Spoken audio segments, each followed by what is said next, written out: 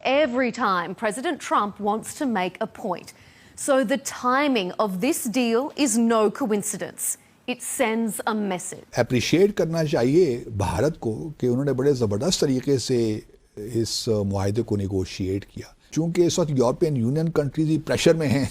Trump साहब बार बार terrorist की धमकियाँ देते हैं, तो उन्होंने कहा अब इसको एक्सपेडाइट करो ताकि अमेरिका पे कोई प्रेशर बिल्ड हो, और अमेरिका पे प्रेशर बिल्ड हुआ भी इन द सेंस कि प्रेसिडेंट ट्रम्प की जानिब से इस एग्रीमेंट के बाद जो ट्वीट्स आए हैं वो काफ़ी इंटरेस्टिंग हैं। वो कहते हैं कि जी तो भारत ने कमाल कर दिया और ईयू ने जो है एक बहुत गलत एग्रीमेंट साइन किया। Arizona Senator Mark Kelly said the agreement reflects a broader shift among U.S. allies. Kelly warned that these new arrangements come with consequences for the United States. Concerns are not limited to lawmakers.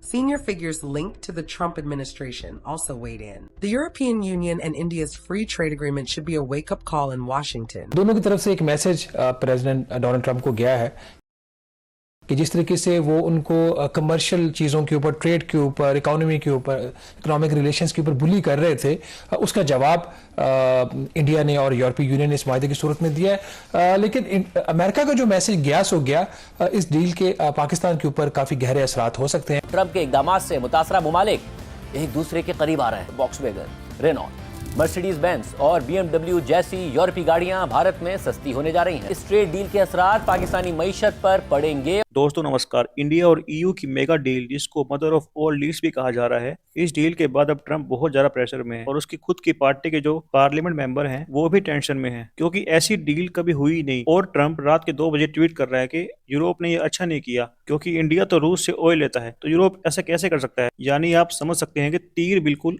सही निशाने पर लगा है, क्योंकि उसको लग रहा था कि भारत के ऊपर टैरिफ लगा के मैं दबा दूंगा इंडिया को और मोदी खुद चल के आएगा मेरे पास। लेकिन भारत नहीं झुका और अब डेवलप्ड कंट्री जैसे यूके, ऑस्ट्रेलिया, न्यूजीलैंड और यहाँ तक के इस डील के बाद कनाडा भी तैयारी कर रहा है इंडिया के साथ एक मेगा डील साइन करने के लिए। इसलिए यूएसए को अब अकल आ रही है और जयशंकर अब वहां जा रहे हैं इस डील के बारे में बात करने के लिए, क्योंकि अमेरिका चाहता है कि हम उनके लिए अपना एग्रीकल्चर और डेयरी सेक्टर खोल दें। तो यही भारत की डेडलाइन है। चाहे कुछ भी हो जाए, भारत कभी भी ऐसा नहीं करे, इसलिए वो डील होल्ड पर है। जबकि EU ने हमारी इस बात को समझा और मान ली हमारी बात, और यही बात ट्रंप को परेशान कर रही है कि वो मान कैसे गए। और अब लग रहा है कि ट्रंप को ये बात समझ में आ गई है और कुछ ही दिनों में आप देखना ट्रंप खुद कहेगा कि हम भी एक मेगा डील साइन करने जा रहे हैं। सब कुछ बात करेंगे हम अब भारत और EU के माबैन तिजारती मुआहदे की। ये मुआहदा तो तय पा गया, मुझे बताएं कि इसमें पाकिस्तान के लिए कितने चैलेंजेस छुपे हैं, और ये भी जानना चाहूंगी कि क्या पाकिस्तान और EU के माबैन ऐसा कोई मुआहदा अभी तक क्यों नहीं हो पाया।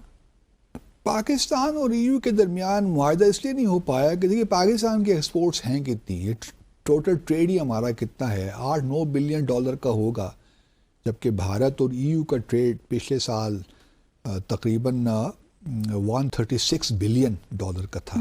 तो बड़ा फ़र्क है ना। और अब जब प्रेसिडेंट ट्रम्प ने टैरिफ्स लगाए सब पे, तो उनको होश आया EU को भी और भारत को भी कि ये तो मामलात गड़बड़ हो रहे हैं। तो थोड़ा सा एक्सपेडाइट किया उन्होंने इन मुज़ाकरात को। लेकिन अप्रिशिएट करना चाहिए भारत को कि उन्होंने बड़े ज़बरदस्त तरीके से इस मुआहदे को नेगोशिएट किया, क्योंकि जो उनकी पोटेंशियल जो डैमेज हो सकता था उनको, उन सेक्टर्स को कम से कम उन्होंने बचाया। लाइक एग्रीकल्चर हो गया, उसके बाद डेयरी प्रोडक्ट्स हो गई। तो ये 2-3 सेक्टर्स ऐसे थे जिसमें भारत ने उनको इस एग्रीमेंट से बाहर रख दिया। और EU पहले तो नहीं मानता था, जिस तरह अमेरिका नहीं मान रहा। अमेरिका भी यही कह रहा है ना कि आप एग्रीकल्चर जो गुड्स हैं या एग्रीकल्चर जो सेक्टर है उसको भी FTA का हिस्सा बनाएं। भारत की यही हमेशा से पॉलिसी रही है कि हम ऐसा नहीं कर सकते, क्योंकि ये हमारे फार्मर्स के लिए एक बड़ा थ्रेट होगा। और EU ने मान भी लिया, क्योंकि अमेरिका का प्रेशर भी है ना। बिल्कुल। इंडिया एक बहुत बड़ी मार्केट है, 1.5 बिलियन के करीब लोग हैं, मिडिल क्लास भी इंक्रीज कर रही है। और अब ये बिल्कुल जो है टैरिफ फ्री रिजीम आ गई है। अब इसमें इस वक्त 136 बिलियन डॉलर का है ट्रेड, तो इसको बढ़ाने की बात हो रही है 2030 तक 200 बिलियन तक ले जाने की। तो ये भी बहुत एक बड़ी अचीवमेंट है मैं समझता हूँ, चूँकि इस वक्त यूरोपियन यूनियन कंट्रीज प्रेशर में हैं।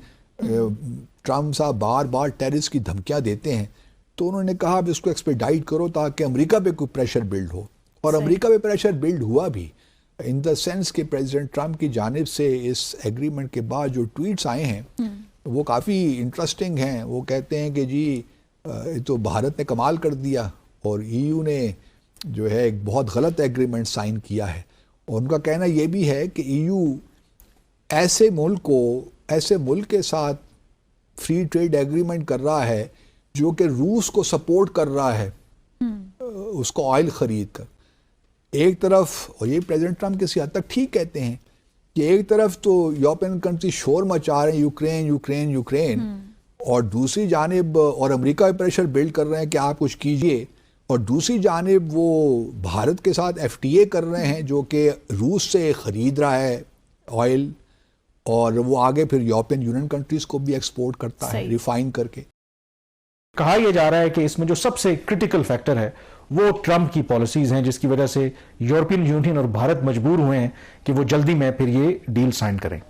بالکل ایسا ہی ہے, 2 دہائیوں کے بعد یہ ڈیل سائن ہوئی ہے اور اس کی بڑی فار ریچنگ امپلیکیشنز ہیں. دونوں جو بڑے کانٹیننٹس ہیں, ساؤتھ ایشیا میں آپ کو پتہ ہے کہ انڈیا از دا لارجسٹ جو کنٹری, اور EU پورا, دونوں کی طرف سے ایک میسج پریزیڈنٹ ڈونلڈ ٹرمپ کو گیا ہے کہ جس طریقے سے وہ ان کو کمرشل چیزوں کے اوپر, ٹریڈ کے اوپر, اکانومی کے اوپر, اکنامک ریلیشنز کے اوپر بلی کر رہے تھے, اس کا جواب انڈیا نے اور یورپی یونین نے اس معاہدے کی صورت میں دیا ہے. لیکن امریکہ کا جو میسج گیا سو گیا, اس ڈیل کے پاکستان کے اوپر کافی گہرے اثرات ہو سکتے ہیں. ایک جو رف ایسٹیمیٹ سامنے آیا ہے, اب حتمی بات تو ابھی جب ہوگی تو تب پتہ چلے گا, اگر ہماری کوئی $9 ارب کی ایکسپورٹس ہیں یورپی یونین کو, جو 2024 کا سال تھا کیلنڈر ایئر, تو وہ اس میں کہا جا رہا ہے کہ کم از کم 20% کا ڈینٹ پڑے گا, which is quite a big number. اگر $1 سے $1.5 ارب آپ کی ایکسپورٹس EU کو کم ہو جاتی ہیں, امریکہ میں ہم اس طریقے سے ابھی بھی کامیاب نہیں ہو پا رہے. اوور آل ہماری جو ایکسپورٹس ہیں پہلے 6 ماہ میں وہ آلریڈی 9%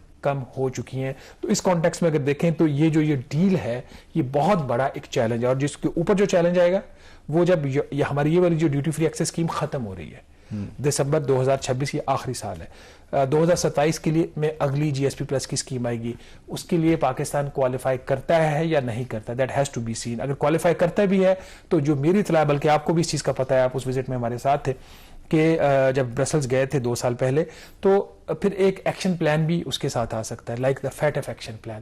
تو اس ساری صورتحال میں ہمارا جو ہیومن رائٹس کا ریکارڈ ہے وہ سب کے سامنے ہے. ہیومن رائٹس کا ریکارڈ پاکستان کا اچھا نہیں ہے, اور ڈیل کے جو EU اور انڈیا کی جو ڈیل ہوئی, اس کے ایک اور جو پولیٹیکل اور جیو اسٹریٹجک اینگل آپ نہیں سمجھ رہے.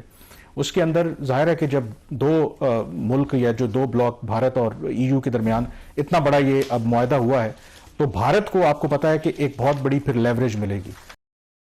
یورپین یونین اگر آپ دیکھیں تو ابھی امریکہ کے ساتھ تو ہمارے تعلقات بے شک اچھے ہیں, لیکن ماضی میں جب بھی پاکستان انڈیا کا کوئی ایشو رہا تو یورپین یونین نے ہمیشہ کنسیڈریبلی ایک نیوٹرل یا آبجیکٹو پوزیشن لی پاکستان کو لے کر کے. لیکن جب بھارت اب اتنی زیادہ ان کی انگریس ہوگی اور وہ جو اگلا پروگرام کی بات کر رہے ہیں, تو آئی ایم ایبسولوٹلی کوئی سرپرائز نہیں ہوگا کہ بھارت اگر میک شور کرے, نمبر 1 کہ پاکستان اس GSP پلس کا حصہ نہ بنے, پاکستان کو ہر طرح سے نقصان پہنچانے کی کوشش کی جائے. اگر پاکستان بنتا بھی ہے تو میک شور کہ ایسی کنڈیشنز ہوں تاکہ پاکستان کو وہ سکویز کر سکے. تو اس اینگل کو بھی پاکستان کو دیکھنے کی ضرورت ہے. آپ کو پتا ہے کہ پاکستان میں ایک بھی ایسا ایکسپورٹر نہیں ہے جس کی سالانہ ٹوٹل ایک کمپنی کی جو ایکسپورٹس ہیں وہ $1 ارب سے زیادہ.